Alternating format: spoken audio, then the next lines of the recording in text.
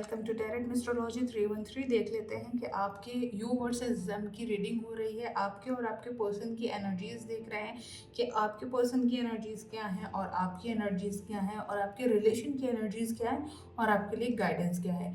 मैंने card shuffle कर लिए थे और कार्ड पुल आउट कर लिए थे, बट सडन जो है वो कोई आ गया जिसकी वजह से रिकॉर्डिंग में बेल की आवाज़ आई, तो मुझे दोबारा से रिकॉर्डिंग को स्टार्ट करना पड़ा। तो कार्ड मैं शफल करके निकाल चुकी हूँ और आप लोगों के कार्ड्स ये हैं, आपके रिलेशन के, आपकी एनर्जीज ये हैं, आपके रिलेशन की एनर्जी ये है और आपके पर्सन की एनर्जी ये है और ये गाइडेंस का कार्ड है। आपकी बात करते हैं, आप इस रिलेशन में क्या फील कर रहे हो, आप इस रिलेशन में क्लियरिटी चाहते हो, आप इस रिलेशन में जो है ना मैरिज को लेके, कमिटमेंट को लेके, स्टेबिलिटी को लेके क्लियरिटी चाहते हो। आप नहीं चाहते अब और कंफ्यूजन अपनी बनाए रखना इस रिलेशन में।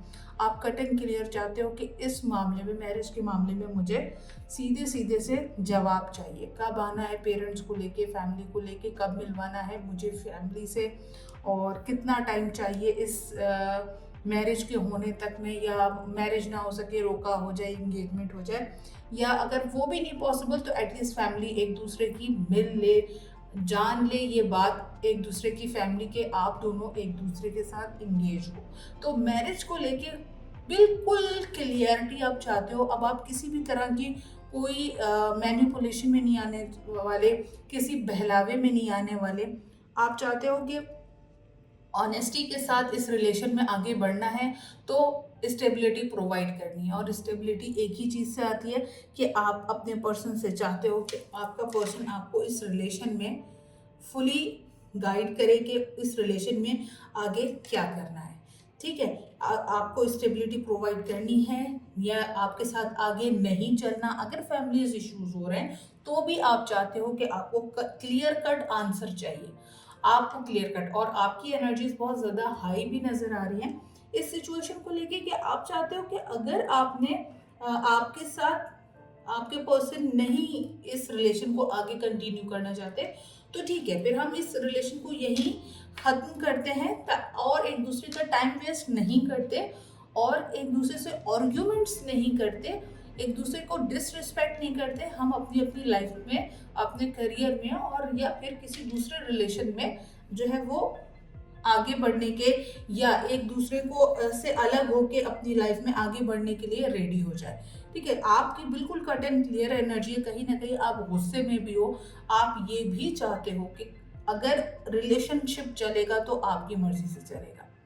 ठीक है, और आपकी मर्जी सिर्फ एक है, और वो एक मर्जी क्या है, वो मर्जी ये है कि स्टेबिलिटी आपको चाहिए इस रिलेशन में हर हाल में। इस रिलेशन में आपको सिर्फ और सिर्फ मैरिज और कमिटमेंट को लेके सॉलिड आंसर चाहिए। आपके पर्सन की बात की जाए, आपके पर्सन की एनर्जीज, आपके पर्सन मूव ऑन करते हुए नजर आ रहे हैं। इस समय उनको ऐसा महसूस हो रहा है, उनको ड्रेन महसूस हो रहा है, उनको नहीं अच्छा लग रहा कि उनको इतना ज़्यादा प्रेशराइज किया जा रहा है। साथ साथ उनको ये भी फील हो रहा है कि इस रिश्ते में उनकी भावनाओं की जो है ना वो अंडरस्टैंडिंग नहीं बन पा रही आपके साथ ना। आप उनकी केयर वैसा करते हुए नजर नहीं आ रहे, आप वैसा उनको सपोर्ट इमोशनली देते हुए नजर नहीं आ रहे, इसलिए वो यहाँ से ना इस कनेक्शन में बहुत ज़्यादा ड्रेन फील कर रहे हैं। उनको फ्रस्ट्रेशन फील हो रही है, उनको ये भी फील हो रहा है कि आप उनका साथ सही तरीके से नहीं दे पा रहे, आप उनकी समस्या को समझ नहीं पा रहे। ठीक है, और आप ही नहीं, उनकी फैमिली से भी उनको कहीं ना कहीं गिला नजर आ रहा है, बट आपसे ज्यादा नजर आ रहा है क्योंकि आप पर वो बहुत ज्यादा ट्रस्ट करते थे या आपको बहुत ज्यादा अंडरस्टैंडिंग समझते थे। जस्टिस देने की इच्छा है, लेकिन इसको कुछ कर नहीं पा रहे, हाथ बंधे हुए हैं, पूरे मामला खराब हुए हैं। जस्टिस देना चाहता है लेकिन दे नहीं पा रहा, इसलिए जस्टिस देने से दूर भाग रहा है क्योंकि कहीं ना कहीं फैमिली इन्वॉल्वमेंट नजर आ रहा है, फैमिली का सपोर्ट नहीं है इस कनेक्शन को, जिसके चलते वो ही पर्सन आपके साथ बहुत ज़्यादा शर्मिंदा फील कर रहा है। उसको कुछ नहीं समझ आ रहा, वो नहीं बताना चाहता आपको कि एक्चुअल में इशू क्या है, लेकिन उसके साथ ये इशू चल रहा है। उसकी फैमिली, उसका सपोर्टिव पार्ट जो है इस वक्त वर्क नहीं कर रहा इस कनेक्शन के लिए।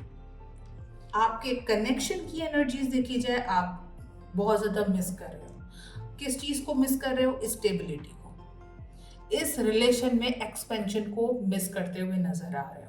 इस कनेक्शन में आप लोगों को स्टेबिलिटी की ही सबसे ज़्यादा क्रेविंग है। खासतौर पे मेरे व्यूअर्स की बात की जाए तो उनको बहुत ज़्यादा क्रेविंग है इस रिलेशन को लेके।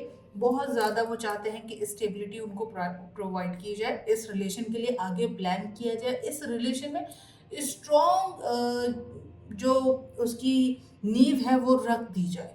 ठीक है, तो उनको चाहिए कि आगे की प्लानिंग की जाए। मेरे व्यूअर्स की इच्छा है आगे की प्लानिंग की जाए, जो कि नज़र नहीं आ रही, जिसकी वजह से मेरे पर्सन कहीं ना कहीं गुस्से की भी कंडीशन में आते चले जा रहे हैं। कहीं ना कहीं उनके अंदर एंगर इशू और आर्गुमेंटेटिव होते हुए नजर आ रहे हैं। अब इस पूरी सिचुएशन में आप लोगों को समझ आ गया कि ये आप लोगों का, आपका पर्सन का नेक्स्ट एक्शन मैं देखना चाहूँगी कि आपका पर्सन का नेक्स्ट एक्शन इस सिचुएशन के लिए क्या बन सकता है। हमें गाइड कीजिएगा, हमारे पर्सन का नेक्स्ट एक्शन क्या होगा इस रिलेशन के लिए। वो फैमिली को मनाएंगे, ये पर्सन फैमिली को मनाता हुआ नजर आ रहा है। ठीक है, क्लियर नजर आ रहा है, ये पर्सन फैमिली को मनाएगा। ठीक है, ये आपके साथ फैमिली बनाने में इंटरेस्टेड है, इसलिए ये फैमिली को मनाएगा। ठीक है, ये फैमिली को मनाएगा, हर हाल में मनाएगा। क्यों? क्योंकि ये इस रिलेशन में जस्टिस तो चाहता है, ये आपको खोना नहीं चाहता, किसी हाल में आपको खोना नहीं चाहता। आपका पर्सन आपके साथ ऑनेस्ट है, आपका पर्सन आपके साथ लॉयल है। ये ऐसा नहीं कि आज चीटिंग का एक कार्ड भी नहीं आया। चीटिंग एनर्जीज आपके पर्सन की नहीं है। ठीक है, तो ये माइंड से निकाल दीजिए कि आपका पर्सन कोई चीटिंग एनर्जी में है या किसी थर्ड पर्सन एनर्जी में, ऐसा कुछ कार्ड नहीं है। तो ऐसी कोई एनर्जीज को यहाँ डिस्कस नहीं करेंगे, सिर्फ और सिर्फ फैमिली की बात करेंगे। फैमिली को मनाना चाहता है, फैमिली को आपके लिए राजी करने पे हर मुमकिन कोशिश में लगा हुआ है आपका पर्सन। और आपके लिए और इस रिलेशन के लिए आपको ये भी कहा जा रहा है कि आपने भी उसका सपोर्ट करना है। ठीक है, उसका सपोर्ट करना है, चाहे जिस तरह के भी हालात हों, जिस भी दुविधा में आप लोगों की नाव फंस जाए, आपको एक दूसरे का सपोर्ट करना है। किसी हाल में एक दूसरे को छोड़ना नहीं है। जब सुख में हम साथ नहीं छोड़ते तो दुख में हम अपने पर्सन को क्यों छोड़ दें। और अगर हम गाइडेंस देखें कि इस रिलेशन के चलते हुए गाइडेंस क्या आ रही है, तो गाइडेंस भी आपको यही कहा जा रहा है कि आपको एक फ्रेश माइंडसेट के साथ इस रिलेशन में आगे बढ़ना है। इस फ्रेश और बहुत ज़्यादा एक्सपेक्टेशन नहीं लगानी, बहुत ज़्यादा अपने पर्सन को प्रेशराइज और इस रिलेशन को प्रेशर में लेके नहीं चलना। रिलेशन है, प्रेशर कुकर नहीं है कि आप बोझ गलाने के लिए प्रेशर ही दिए चले जा रहे हैं। तो आपने बिल्कुल फ्रेश रहना है, जैसे कि छोटे बच्चों वाली एनर्जीज में आपको कहा जा रहा है कि आपको बहुत फ्रेश और फन वाली एनर्जी में रहना है। जब तक आप अपनी रिलेशन में फन को रखेंगे, ज़्यादा सीरियस कनेक्शन नहीं बनाएंगे, आपका पर्सन भी आपके साथ ड्रेन फील नहीं करेगा, खुद आप भी ड्रेन फील नहीं करेंगे। आपके रिलेशन में किस चीज़ की कमी है? फन की कमी है।